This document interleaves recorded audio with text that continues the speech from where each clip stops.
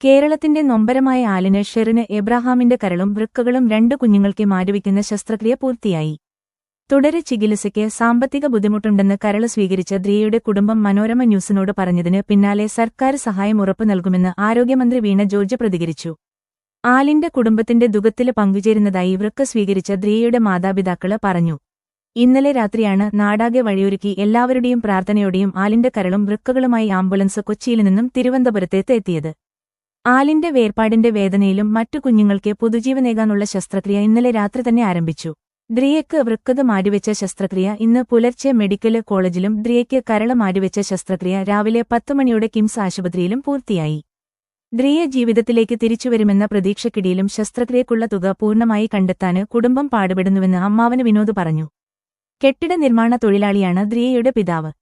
സ്വകാര്യ ആശുപത്രിയിലെ ചികിത്സയിലുള്ള ദ്രിയയ്ക്ക് ശസ്ത്രക്രിയക്ക് സർക്കാർ സഹായം ചെയ്യുമെന്ന് മന്ത്രി വീണ ജോർജ് പ്രതികരിച്ചു.